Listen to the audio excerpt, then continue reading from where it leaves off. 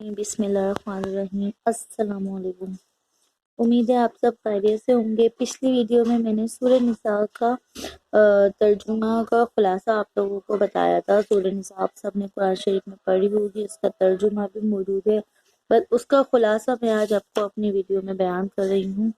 سورہ نساء کا پچھلی ویڈیو میں رکوع 1 اور آیات ہم نے 1 سے 10 تک کا ہم نے خلاصہ پڑھا تھا۔ آج ہم رکوع 2 اور آیات جو ہیں وہ 11 سے 14 ہم خلاصہ کریں گے، بیان فرمائیں گے آپ کو۔ وراثت کے احکام بیان ہوئے ہیں۔ پہلی اولاد کا وراثت میں حصہ بیان کیا گیا ہے، چنانچہ لڑکے کا حصہ لڑکی سے دگنا ہوگا۔ اگر صرف 2 لڑکیاں ہوئیں، ان کا کل حصہ 2 تہائی ہوگا اور ہر ایک کو 1 تہائی حصہ ملے گا۔ پھر لڑکیاں 2 سے خواہ کتنی ہی زیادہ ہوں، ان کا مجموعی حصہ ترکے کا 2 تہائی رہے گا، باقی 1 تہائی دوسرے ورثہ کو ملے گا۔ اگر لڑکی ایک ہی، کل ترکے کا نصف حصہ اسے ملے گا، باقی آدھے میں دوسرے ورثہ حصہ دار ہوں گے۔ فقہ جعفریہ کے مطابق تمام جائیداد بیٹوں میں تقسیم ہوگی، البتہ 2 تہائی بطور فرض اور 1 تہائی بطور رث، باقی مرحوم کے بہن بھائی اجداد کی نوبت نہیں آئے گی۔ اسی طرح ایک بیٹی زندہ ہو تو اسے تمام جائیداد ملے گی، نصف بطور فرض اور نصف بطور رث۔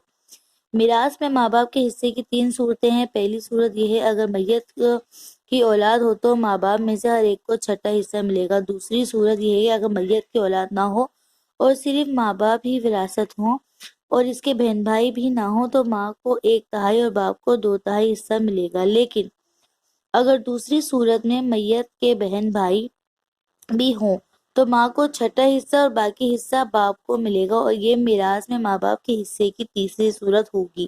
اس کے بعد میاں بیوی کی وراثت میں حصہ مقرر کیا گیا ہے۔ بیوی کے ترکہ میں سے خاوند کو میراث ملنے کی 2 صورتیں ہیں۔ اگر بیوی کی کوئی اولاد نہ ہو تو خاوند کو بیوی کے ترکے میں سے آدھا حصہ ملے گا، لیکن اگر بیوی کی اولاد ہو تو خاوند کو بیوی کے ترکے میں سے 1/4 حصہ ملے گا۔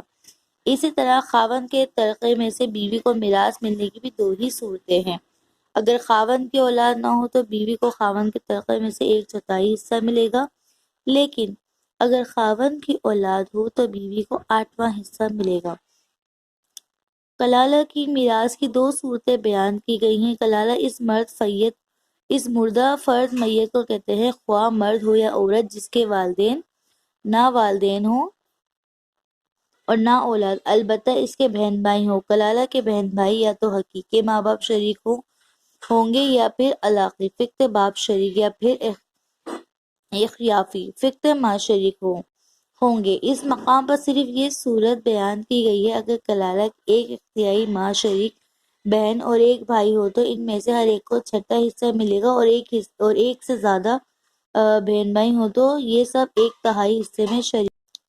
سورہ نساء کی رکوع نمبر 2 آیات 11 سے 14 میں وراثت کے بارے میں بیان کیا گیا ہے۔ وراثت کے بارے میں تمام صورتیں بیان کی گئی ہیں اور ترجمہ کا خلاصہ میں نے آپ سب کو بیان کر دیا گیا ہے۔ امید ہے آپ سب کو آج کی ویڈیو پسند آئی ہوگی۔